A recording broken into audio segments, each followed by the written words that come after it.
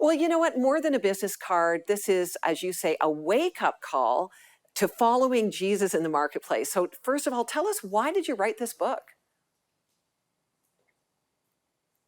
I have found over the years, Lori, that most people, regardless of where they are in the marketplace, where they are at workplace, whether leaders, entrepreneurs, employees in various positions, most people who are followers of Jesus are not experiencing fulfillment when asked for an honest answer. And I believe that the reason they're not experiencing fulfillment in the workplace is quite simply that they're not treating business leadership as a calling. It's as simple as that. And I think that there's a mistaken view. It's not biblical that there's a hierarchy of callings ranging from, those who are really anointed, Yeah. if you will, to follow Jesus, like pastors and teachers and so on, and then everybody else. But the reality is he calls us to follow him wherever we are. And Right. indeed, the Apostle Paul said in his letter to the church that, we should follow him where we first encounter him unless he calls us elsewhere. So most of the viewers here will have likely encountered Jesus in the marketplace. Right. And you know what? I love your story, Garth, and people have to get your book to get really the heart of all your story and how you came to Christ through a praying wife, I might say.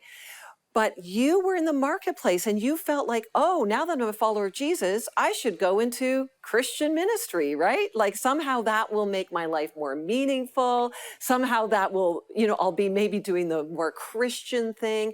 Well, that's just not true, as you've already pointed out. So you said something in your book that really struck me. You said, I learned that God, not my company, determines my identity. Now, identity's linked to your value and worth. So why is that so important to knowing your calling in a workplace setting, Garth? As I say in the book, Lori, I believe that our identity is kind of akin, if you will, to the operating system on a computer. So if the operating system, as we know on a computer, operates behind the scene, right? And then there's the applications programs. But the reality is, if the operating system is broken or defective, then all kinds of problems emerge. And so, taking that as a metaphor for identity, we are more than our business card. And for a believer, for a follower of Jesus, identity is received. It's not achieved. And I came from the world, it was only till in my mid 30s that I had a dramatic encounter with the person of Jesus. But up till then, my identity was absolutely grounded in what I did, in my performance, setting goals, exceeding goals, being compensated in terms of money and in terms of position. And that is the way the world generally operates. Identity is a function of what you do. But for us as believers, our identity is a function of who we are. And one of the things I do unpack in the book is that when we lose sight of that identity, and I do, by the way, it's not impossible to lose sight of it. All of a sudden, we start making mistakes, right? We forget that, wait a minute, I'm completely accepted. So it Right. doesn't matter if I'm not accepted in the marketplace for some particular reason or on some particular project. I am completely accepted. I'm extraordinarily valuable. So even if I, didn't get the bonus that I was hoping for this year, I'm still extremely Yes. valuable. I'm eternally loved. I am totally forgiven, and I'm fully equipped, right, Yeah.